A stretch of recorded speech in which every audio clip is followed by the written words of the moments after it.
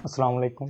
मेरा नाम है मोहम्मद समनान और आज हम डिस्कस करेंगे 9th क्लास का new syllabus chapter number 1 physical quantities and measurements, इसका सेकंड लेक्चर जो के बारे में है measurements of a physical quantities. Physical quantities का जो मेजरमेंट है उसके मुतालिक है। हमने फ़िज़िकल क्वांटिटीज़ के मुतालिक तफसील से पढ़ा था कि फ़िज़िकल क्वांटिटीज़ क्या होती हैं। वो दो तरह की होती हैं।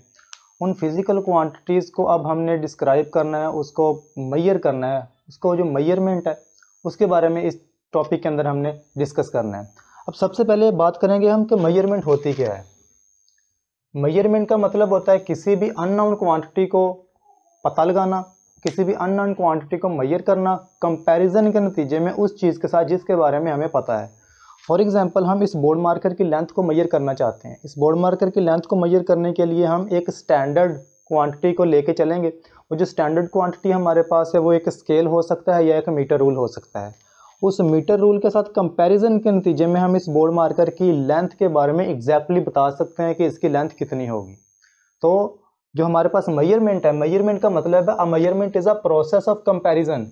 मेजरमेंट का मतलब है कंपैरिजन का एक तरीका ऑफ एन अननोन क्वांटिटी, उस क्वांटिटी का जिसके बारे में हम जानना चाहते हैं, with a widely accepted standard quantity, उस क्वांटिटी के साथ जिसके बारे में हमें एग्जैक्टली पता है। जैसे बोर्ड मार्कर की सूरत में देखा जाए तो जो बोर्ड मार्कर है वो अननोन क्वांटिटी है और जो हमारे पास मीटर रूल है वो हमारे पास एक स्टैंडर्ड क्वांटिटी है। अब ये जो स्टैंडर्ड क्वांटिटी होती है इसके बारे में हमने ब्रीफली देखना है, लेकिन उससे पहले मेजरमेंट्स की दो कैरेक्टरिस्टिक्स होती हैं। सबसे पहले नंबर पे हमारी जो भी मेजरमेंट होगी उसके अंदर एक न्यूमेरिकल मैग्नीट्यूड होगा। न्यूमेरिकल मैग्नीट्यूड, ये इसकी कैरेक्टरिस्टिक्स है। अब न्यूमेरिकल मैग्नीट्यूड कोई भी नंबर हो सकता है। फॉर एग्जांपल, हम इसी की बात करते हैं कि इसकी जो लेंथ आती है वो हमारे पास आती है 10.3 सेंटीमीटर। इसमें ये जो 10.3 है ये न्यूमेरिकल मैग्नीट्यूड है। सेकंड नंबर पे जो इसकी कैरेक्टरिस्टिक्स है वो होता है उसका यूनिट। यूनिट वो स्टैंडर्ड होता है जिसके अंदर इसको मापा जाता है। जैसे बोर्ड मार्कर की लेंथ के अंदर जो सेंटीमीटर है वो यूनिट है। अब कोई भी जो क्वांटिटी होती है वो यूनिट के बगैर मीनिंगलेस होती है। अगर उसका यूनिट नहीं है तो उसके मतलब हमें एग्जैक्टली नहीं पता कि वो कितनी वैल्यू है। फॉर एग्जांपल, अगर आपसे कहा जाए कि इस किसी चीज़ की लेंथ 5 है, अब किसी चीज़ की लेंथ 5 है, आप पूछेंगे कि वो 5 क्या है, 5 सेंटीमीटर है, 5 मीटर है, 5 किलोमीटर है, क्या चीज़ है। अब मीटर और किलोमीटर का अगर ही कंपैरिजन किया जाए तो इससे काफ़ी ज़्यादा डिफरेंस पैदा हो सकता है। तो सिर्फ और सिर्फ उसके न्यूमेरिकल मैग्नीट्यूड से फिजिकल क्वांटिटी की मेजरमेंट के बारे में एग्जैक्टली इंफॉर्मेशन नहीं मिलती, तो हमें उसके यूनिट की भी ज़रूरत होती है साथ। तो यूनिट के बगैर जो मेजरमेंट होती है हमारी वो मीनिंगलेस होती है। यूनिट हमारे पास एक स्टैंडर्ड क्वांटिटी होती है जिसके साथ किसी अननोन क्वांटिटी को कंपेयर करके उसकी वैल्यू को निकाला जाता है। तो अगर हम यहाँ पे यूनिट को डिफाइन करना चाहें तो यूनिट हमारे पास एक स्टैंडर्ड क्वांटिटी है जिसके साथ कंपैरिजन करके किसी अननोन क्वांटिटी को मेजर किया जाता है। तो अगर हम इसकी डिफाइन करें तो measure a physical quantity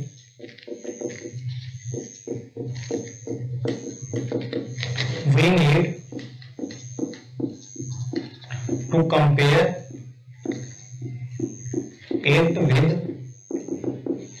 some standard quantity। किसी फिजिकल क्वांटिटी को मेजर करने के लिए हमें उसको किसी स्टैंडर्ड क्वांटिटी के साथ कंपैरिजन करना होता है। वो जो स्टैंडर्ड क्वांटिटी होती है, this standard quantity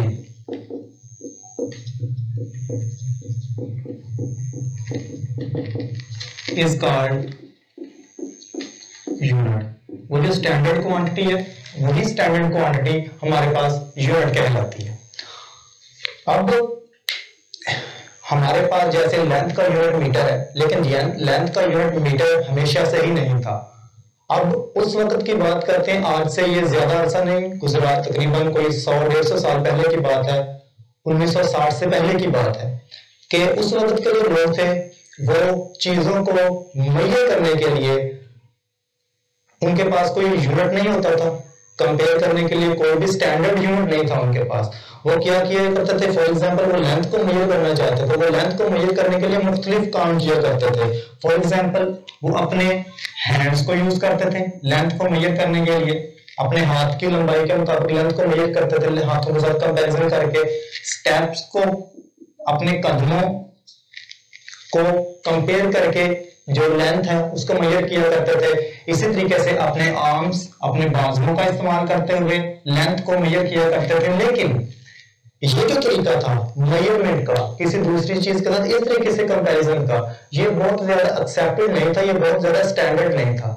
क्योंकि अगर हम हाथों के जरिए से या फुट्स के जरिए से या आर्म्स के जरिए से किसी चीज को मेजर करना चाहते हैं, फॉर एग्जांपल इस व्हाइट बोर्ड की लेंथ को ही मेजर करना है, तो अगर हमारे पास एक 5 साल का बच्चा है, वो भी हाथ के जरिए से इस व्हाइट बोर्ड को मेजर करता है, उसकी लेंथ कुछ आएगी। इसके बाद एक हमारे पास 10 साल का बंदा है या 50 साल का बंदा है, वो इसको मेजर करता है, उसकी लेंथ डिफरेंट आएगी। वजह यह है कि हर बंदे का दूसरे बंदे के साथ जो हाथ का डिफरेंस है वो मुख्तलिफ होता है। इसी तरीके से जो कदम है, कदमों के अंदर भी डिफरेंस होता है। तो ये हमारे पास एक डिफिकल्टी थी चीजों को मेजर करने के लिए, कि चीजों को जब हम मेजर करते थे इस मेथड के जरिए तो उसके अंदर बहुत ज्यादा अनसर्टेनिटी आ जाती थी, बहुत ज्यादा गलती का इम्कान हो सकता था।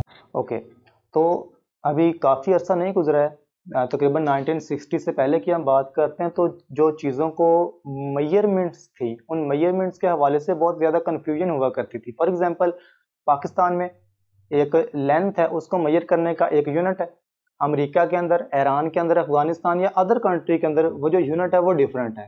तो इस तरीके से जब उन्होंने एक दूसरे के साथ तजारती तौर पर लेन देन करना होता था या साइंटिफिक मेथड्स के लिए उन्होंने चीज़ों को मेजर करना होता था, तो उस वक्त इन यूनिट्स के हवाले से बहुत ज़्यादा प्रॉब्लम्स, बहुत ज़्यादा कन्फ्यूजन्स, बहुत ज़्यादा डिफ़िकल्टीज़ क्रिएट होती थी। तो इन डिफ़िकल्टीज़ को ओवरकम करने के लिए 1960 में पेरिस में मेजरमेंट्स और वेट्स के ऊपर एक कॉन्फ्रेंस मुनक्कद हुई। ये जो 11th जनरल कॉन्फ्रेंस थी, इस जनरल कॉन्फ्रेंस के अंदर उस वक्त के जो साइंटिस्ट थे, उन साइंटिस्ट ने हर तकरीबन उस वक्त जितनी भी बेस क्वांटिटीज़ थी, 7 बेस क्वांटिटीज थी, 7 बेस क्वांटिटी को एक अलग-अलग यूनिट दे दिया। अब उस वक्त जो यूनिट्स दिए गए वो पूरी दुनिया में काबिल कबूल हुए, और आज उन्हीं 7 यूनिट्स को हम यहाँ पे डिस्क्राइब करेंगे। अब जो यूनिट होता है हमारे पास, यूनिट को बेसिकली, चूंकि हमारे पास दो तरह की क्वांटिटीज हैं, एक बेस क्वांटिटीज है, दूसरी फिजिकल क्वांटिटीज हैं, तो यूनिट भी हमारे पास दो टाइप्स के होंगे। एक हमारे पास है बेस यूनिट, जो बेस क्वांटिटीज को डिस्क्राइब करने के लिए यूज होते हैं।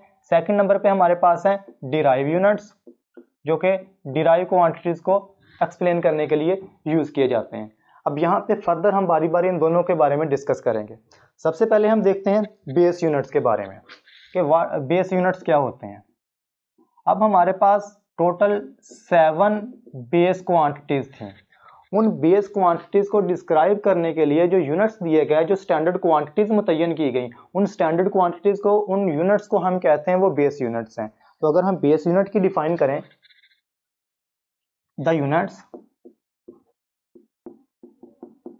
That are used to describe or measure base quantities are called base units।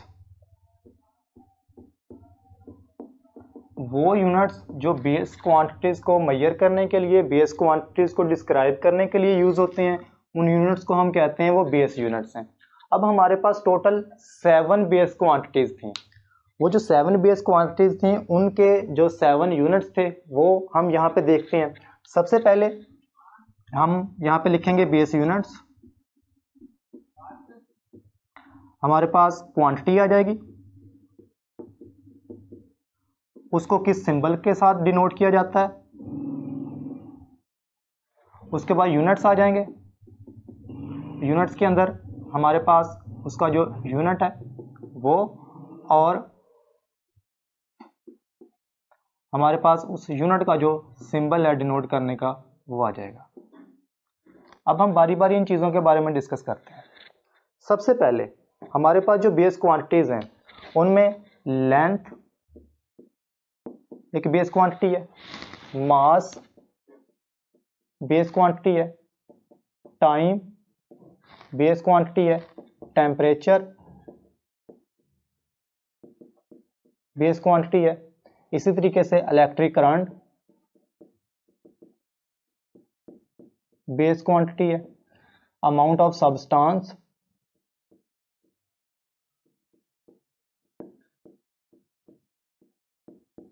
Base quantity है, और लास्ट पे इंटेंसिटी ऑफ लाइट।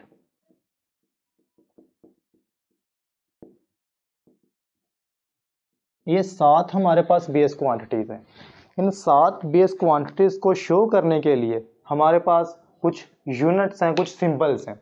जैसे लेंथ को डिनोट करने के लिए हम एल का यूज करते हैं। अब चूंकि हमें फिजिक्स के अंदर या किसी भी, जब हम साइंस की बात करेंगे, मेजरमेंट्स की बात करेंगे, लेंथ का जो लफ्ज़ है वो बार बार यूज करना पड़ेगा, तो लेंथ पूरा लिखने में बहुत ज़्यादा टाइम वेस्ट होगा। तो इसको सॉल्व करने के लिए हम सिंबल का यूज करते हैं। मास है, मास को एम से डिनोट किया जाता है। टाइम है, टाइम को स्मॉलर टी से डिनोट किया जाता है। टेम्परेचर को टी से डिनोट किया जाता है। इसी तरीके से इलेक्ट्रिक करंट को आई से डिनोट किया जाता है। Amount of a substance, amount of a substance को एन से डिनोट किया जाता है, और इंटेंसिटी ऑफ लाइट को एल से डिनोट किया जाता है। अब इन बेस क्वांटिटीज के कुछ यूनिट्स हैं। जैसे लेंथ को मेजर करने के लिए overall system of international committee ने जो 1916 के अंदर हुई थी, 1960 के अंदर 11th जनरल कॉन्फ्रेंस हुई थी, वहां पे उन्होंने बताया कि लेंथ को मेजर करने के लिए हमारे पास सिर्फ एक ही बेस यूनिट है, एक और सिर्फ एक एसआई यूनिट है। सिस्टम इंटरनेशनल के अंदर जिस यूनिट को हम इस्तेमाल करते हैं वो हमारे पास है मीटर। अब इंटरनेशनल तौर पे जब भी हम लेंथ को मेजर करेंगे मीटर के अंदर करेंगे, किलोमीटर, सेंटीमीटर, मिलीमीटर या कोई भी और जो यूनिट है, फुट है इसका, वो इसके प्रीफिक्सेस या मल्टीपल या सब मल्टीपल्स हो जाएंगे। तो मीटर इसका बेस यूनिट है, एसआई यूनिट है इसका। मीटर को एम से डिनोट किया जाता है। इसी तरीके से मास, मास किसी भी चीज़ों का मास जब हमने मेजर करना है उसके लिए जो हमने यूनिट यूज करना है वो यूनिट हमारे पास है किलोग्राम। किलोग्राम को केजी से डिनोट किया जाता है। इसी तरीके से टाइम, जब भी हम टाइम को मेजर करेंगे, टाइम को मेजर करने के लिए हम जो यूनिट यूज करेंगे वो हमारे पास है सेकंड। सेकंड को एस से डिनोट किया जाएगा। इसी तरीके से टेम्परेचर है, टेम्परेचर को मेजर करने के हमारे पास 3 तरीके के यूनिट्स हैं। जैसे केल्विन स्केल है, हमारे पास सेल्सियस स्केल है, और हमारे पास फारेनहाइट स्केल है। बट जो इसका एसआई यूनिट है वो हमारे पास केल्विन है। केल्विन को के से डिनोट किया जाता है। इसी तरीके से electric current, electric current symbol इसका आई है। इसको मेजर करने के लिए जो यूनिट यूज किया जाता है वो हमारे पास एम्पेयर है। एम्पेयर को यूज किया जाएगा और एम्पेयर को ए से डिनोट किया जाता है। आफ्टर दैट, इसके बाद हमारे पास अमाउंट ऑफ अ सब्सटेंस है।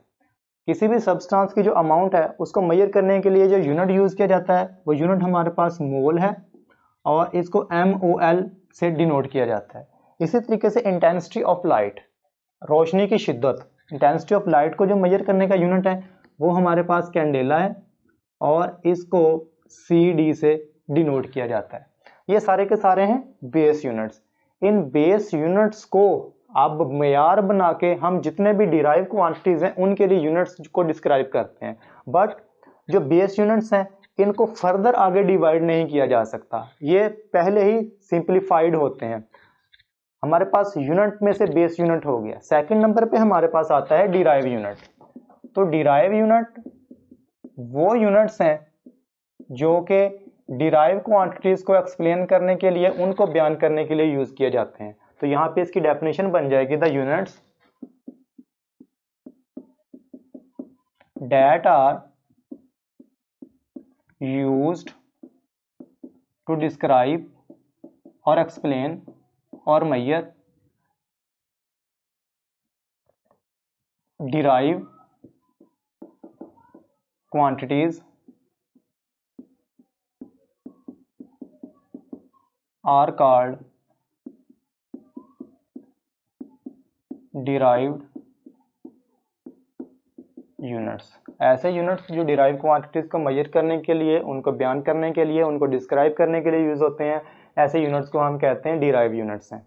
और जो डिराइव यूनिट्स हैं वो बेस यूनिट से ही बनाए जाते हैं। जैसे डिराइव क्वांटिटीज़ बेस क्वांटिटीज़ से बनाई जाती हैं, इसी तरीके से जो डिराइव यूनिट्स हैं वो भी बेस यूनिट से ही डिराइव किए जाते हैं। फॉर एग्जाम्पल, हमारे पास जो डिराइव यूनिट्स हैं उनको निकालने के, उनको मेजर करने के या उनको बनाने के हमारे पास दो मेथड्स होते हैं। Methods for making of derive units, दो मेथड्स होते हैं। सबसे पहले नंबर पे हम कोई से दो बेस यूनिट्स को आपस में मल्टीप्लाई करके डिराइव यूनिट्स को क्रिएट कर सकते हैं। फॉर एग्जांपल, हमारे पास वॉल्यूम डिराइव क्वांटिटी है। वॉल्यूम हमें पता है बराबर होता है length cross length cross length. 3 दफा लेंथ हो, उनको आपस में मल्टीप्लाई करें, वो हमारे पास वॉल्यूम आता है। अब वॉल्यूम का जो यूनिट है उसको निकालने के लिए हम इसको आपस में मल्टीप्लाई करेंगे, क्योंकि वॉल्यूम का फार्मूला लेंथ क्रॉस लेंथ है। अब लेंथ को एल से डिनोट किया जाता है, इसका यूनिट हमारे पास मीटर है। मीटर को एम से डिनोट किया जाएगा, यहाँ पे मैं इसकी एब्रीवेशन एम ही लेके चलूंगा। तो मीटर मल्टीप्लाई मीटर, तो हम ये कह सकते हैं कि जो वॉल्यूम है उसका एसआई यूनिट मीटर क्यूब है। तो इसका मतलब है कि हम दो चीज़ों को आपस में मल्टीप्लाई करके उसका जो यूनिट है उसको डिस्क्राइब कर सकते हैं।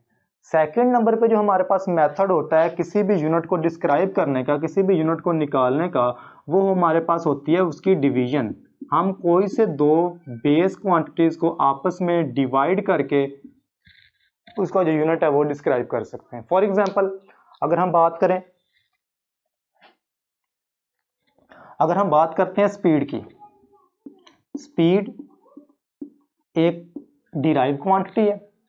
हमें पता है कि जो स्पीड है इसका फार्मूला होता है डिस्टेंस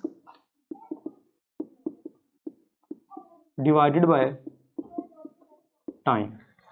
अब जो डिस्टेंस है, बेसिकली डिस्टेंस एक लेंथ है, दो पॉइंट्स के दरमियान जो डिस्टेंस है वो एक लेंथ है। लेंथ को एल से डिनोट किया जाएगा और इसका जो एस आई यूनिट है वो मीटर है। हम मीटर को यहाँ पे सिंपली एम से डिनोट कर लेंगे। तो लेंथ स्पीड का जो यूनिट है वो आ जाएगा मीटर पर टाइम। टाइम भी एक बेस क्वांटिटी है और इस टाइम का जो यूनिट है वो हमारे पास सेकंड है। सेकंड को ऐसे डिनोट किया जाएगा, तो स्पीड का ऐसा यूनिट बन जाएगा मीटर पर सेकंड। इसको हम कुछ इस तरीके से भी लिख सकते हैं ms-1 या मीटर पर सेकंड। तो इसका मतलब है कि हम जो डिराइव यूनिट्स हैं उनको बेस यूनिट्स की आपस में मल्टीप्लिकेशन या फिर डिवीजन के जरिए से हासिल कर सकते हैं। अब हम यहाँ पे कुछ जो बेस यूनिट्स हैं उनका टेबल बनाते हैं। हमारे पास डिराइव क्वांटिटीज आ जाएंगी। सबसे पहले नंबर पे हमारे पास क्वांटिटी आ गई, फिर उसका सिंबल आ गया। सेकंड नंबर पे हम बात करेंगे डिराइव यूनिट्स की।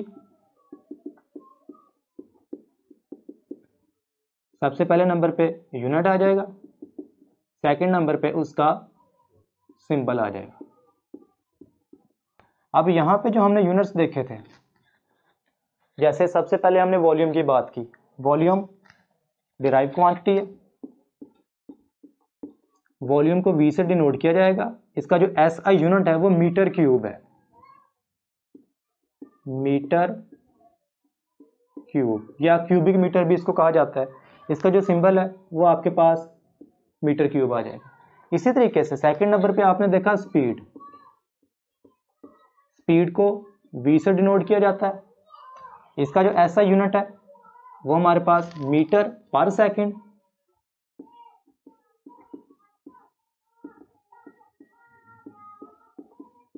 और इसको ms-1 से डिनोट किया जाता है। इसी तरीके से अगर हम फर्दर डिराइव क्वांटिटीज की बात करें, जैसे फोर्स, फोर्स को F से डिनोट किया जाएगा और इसका जो SI यूनिट है वो हमारे पास होगा न्यूटन। एक साइंटिस्ट के नाम पे है, बड़े मशहूर साइंसदान थे, और जो न्यूटन है उसको N से डिनोट किया जाएगा। इसी तरीके से कुछ क्वांटिटीज होती हैं, उनके दो ऐसा यूनिट्स होते हैं, दो एक से ज्यादा यूनिट्स भी हो सकते हैं। उनमें से एक ऐसा यूनिट होगा, दूसरा जो हमारे पास प्रेशर है, प्रेशर को पी से डिनोट किया जाता है। इसका जो ऐसा यूनिट है वो पास्कल है और ये पी ए के बराबर होता है। अब जो प्रेशर है, अगर हम प्रेशर का यूनिट निकालना चाहें तो प्रेशर का यूनिट आपके पास बन जाएगा, प्रेशर को पी से डिनोट किया जाता है। हमें पता है कि जो प्रेशर का फार्मूला होता है वो होता है force per unit area. Pressure का यूनिट निकाल रहे हैं आप, प्रेशर बराबर होता है फोर्स पर यूनिट एरिया। अब अगर हम फोर्स की बात करें, फोर्स का जो एस आई यूनिट है वो हमारे पास है न्यूटन। फोर्स का एस आई यूनिट आपके पास न्यूटन आ गया। प्रेशर का यूनिट देखते हैं कि क्या आएगा। फोर्स का एस आई यूनिट आपके पास आ गया न्यूटन। और एरिया, एरिया हमारे पास लेंथ है। हमें पता है कि जब दो चीज़ों को आपस में मल्टीप्लाई करते हैं, लेंथ क्रॉस विड्थ एरिया के बराबर होती है। एरिया बराबर है लेंथ क्रॉस विड्थ। अब जो लेंथ है वो बेस क्वांटिटी है। लेंथ को मेजर करने के लिए जो यूनिट यूज किया जाता है वो मीटर है। इसी तरीके से जो विड्थ है वो भी बेस क्वांटिटी है, उसको मेजर करने के लिए भी जो यूनिट यूज किया जाता है, चूंकि ये एक लेंथ है, वो भी मीटर है। तो एरिया का यूनिट बन गया मीटर स्क्वायर। अब एरिया का यूनिट हमारे पास आ गया मीटर स्क्वायर, तो न्यूटन पर मीटर स्क्वायर प्रेशर का यूनिट है। तो प्रेशर बराबर आ गया न्यूटन पर मीटर स्क्वायर। इसी तरीके से प्रेशर का एक और यूनिट भी बन सकता है। प्रेशर को पास्कल भी कहा जाता है और न्यूटन पर मीटर स्क्वायर भी लिखा जाता है। ये दोनों प्रेशर के एस आई यूनिट्स हैं। प्रेशर का अगर हम एक और यूनिट निकालना चाहें तो वो भी निकाल सकते हैं। अब यहाँ पे जो न्यूटन है, न्यूटन फोर्स के बराबर है। हमें पता है फोर्स, किसी जिस्म के ऊपर एक्ट करने वाली फोर्स, वो बराबर होती है मास मल्टीप्लाई एक्सेलरेशन। फोर्स को एफ से डिनोट किया जाता है, ये बराबर होती है एम ए के। एम का मतलब मास किसी ऑब्जेक्ट का और ए का मतलब है उस ऑब्जेक्ट की एक्सेलरेशन। अब अगर हम बात करें मास की, तो मास का जो ऐसा यूनिट है, चूंकि वो बेस क्वांटिटी है, मास का ऐसा यूनिट हमारे पास है किलोग्राम। मास का ऐसा यूनिट आ गया हमारे पास किलोग्राम। बट अगर हम बात करें एक्सेलरेशन की, अब आप लोगों ने 8वीं क्लास में पढ़ा होगा कि एक्सेलरेशन क्या होता है, चेंज इन वेलोसिटी है। अब चेंज इन वेलोसिटी है एक्सेलरेशन, वेलोसिटी स्पीड की ही एक फॉर्म है। अगर वो डिस्प्लेसमेंट कवर करती है कोई object in a unit time तो वो वेलोसिटी बन जाती है। अगर वो डिस्टेंस कवर करती है तो वो उसकी स्पीड बन जाती है। तो एक्सेलरेशन बराबर होगा delta we divided by T. इसमें डेल्टा चेंज को डिनोट करता है, वी का मतलब velocity, change in velocity per unit time. अब जो वेलोसिटी है, वेलोसिटी का जो एस आई यूनिट था वो आपके पास था मीटर पर सेकेंड। वेलोसिटी या स्पीड का जो एस आई यूनिट है वो है मीटर पर सेकेंड। तो यहाँ पे किलोग्राम वैसे ही आ जाएगा। वेलोसिटी का यूनिट आ गया मीटर पर second divided by time. Time का एस आई यूनिट सेकेंड था, तो फोर्स का एस आई यूनिट आपके पास बन जाएगा किलोग्राम मीटर पर सेकेंड। ये वाला जो एस है ये ऊपर जाएगा तो पर सेकेंड ये भी बन जाएगा। तो अगर हम मैथ का यहाँ पे फार्मूला लगाएं कि अगर बेस सेम हो तो पावर्स आपस में जमा हो जाती हैं। एस बेस सेम है सेकंड की, -1 प्लस माइनस का 1, ये हमारे पास आ जाएगा -2। तो इसका मतलब है कि हमारे पास जो प्रेशर है इसका तीसरा यूनिट भी है, जिसको हम लिख सकते हैं kilogram metre per second square. इसी तरीके से ये हमारे पास, सॉरी, ये अभी प्रेशर का, ये फोर्स का यूनिट आया अभी। अब ये हमारे पास फोर्स आ गई। फोर्स का यूनिट आपके पास आ गया second unit kilogram metre per second square. अगर हम इसी फार्मूले को यहाँ पे प्रेशर वाले फार्मूले के अंदर पुट कर दें तो आपके पास ये वैल्यू चेंज होकर बन जाएगी। प्रेशर का यूनिट आपके पास ये वाला था, प्रेशर बराबर है न्यूटन की जगह पे आ गया किलोग्राम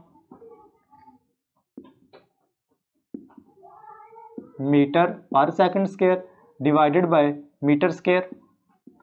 मीटर इसकी एक पावर के साथ कैंसल आउट हो जाएगा, मीटर है यहाँ पे, ऊपर जाएगा तो m-1 बन जाएगा। तो प्रेशर आपके पास आ गया किलोग्राम पर मीटर पर सेकंड स्क्वायर। ये हमारे पास प्रेशर का यूनिट बन गया। तो प्रेशर के फोर्स के इस तरीके से हम यूनिट्स को निकाल सकते हैं। तो अगर किसी भी क्वांटिटी का हमें यूनिट दरकार है, उसका यूनिट हमें नहीं याद आ रहा, तो हम इस तरीके से, अगर हमें उसके फार्मूले के मुताबिक पता है तो हम उसका जो यूनिट है उसको वहाँ से निकाल सकते हैं। तो ये था बेसिक इंट्रोडक्शन पीएस यूनिट्स का और डिराइव यूनिट्स का।